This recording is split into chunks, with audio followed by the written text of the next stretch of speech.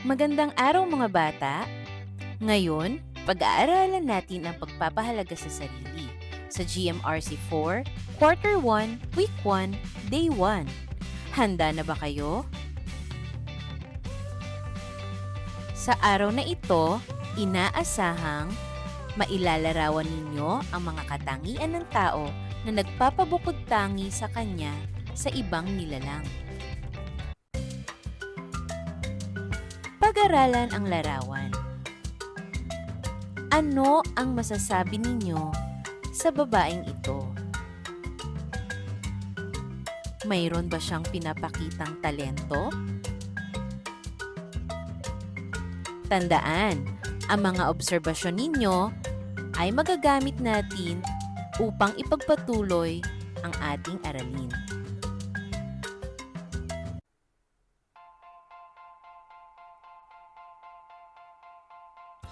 Ano nga ba ang katangian o talento?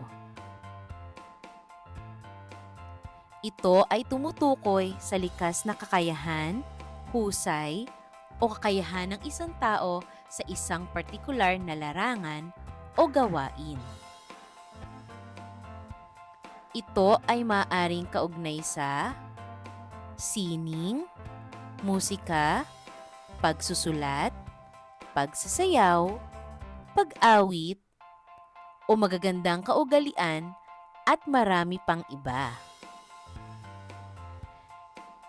E ano naman ang bukod tangi o natatangi? Ito ay isa sa kakaiba na ginagamit upang tukuyin ang isang bagay, tao, o konsepto na may espesyal o natatanging katangian na nagpapahiwatig ng kakaibang halaga o distinksyon mula sa iba. Ano ang bukod tangi o natatangi? Mahalaga rin na malaman habang may mga likas na talento, ang pag-unlad namang ito ay nangangailangan pa rin ng tamang pagsasanay, dedikasyon, at pagsusumikap. Ang simpleng talento ay maaaring magpalakas at mapabuti sa pamamagitan ng edukasyon, practice, at patuloy na pag-aaral. Kaya kung tayo ay mayroong natatanging talento, ito ay ating pagyamanin. Maaari ba ninyong ilarawan ang inyong mga katangian na sa tingin ninyo ay bukod tangi? Nasisiyahan ba kayo sa pagkakaroon ng katangian o talento? Magkaroon tayo ng pangkatang gawain. Ang unang pangkat, ilista ang miyembro ng inyong pamilya at ilarawan ang mga katangian nila na nagpapabukod tangi sa kanila sa ibang nilalang. Ikalawang pangkat, maglista ng 10 sa inyong mga kaklase at ilarawan ang mga katangian nila na nagpapabukod tangi sa kanila sa ibang nilalang.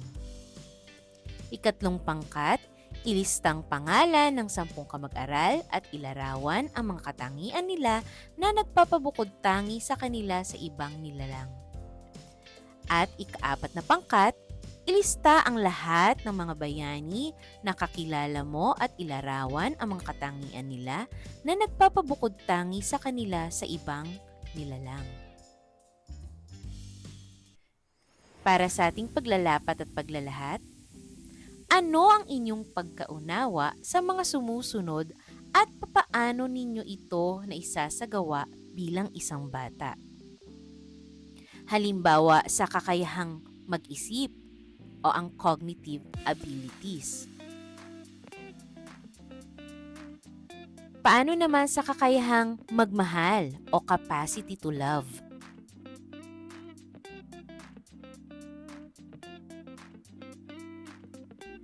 Sa inyong palagay, nasisihan ba ang inyong kapwa sa inyong ipinakikitang katangian o talento? Ano-ano ang inyong dapat gawin upang lalo pa kayong humusay sa inyong natatanging kakayahan o talento? Para sa ating pagtataya, ilarawan ang mga sumusunod na katangian ng tao na nagpapabukod tangi sa kanya sa ibang nilalang. Tingnan natin ang 5 larawan at ito ay ating bigyan ng katangian na siyang nagpapabukod tangi sa kanya sa ibang nilalang.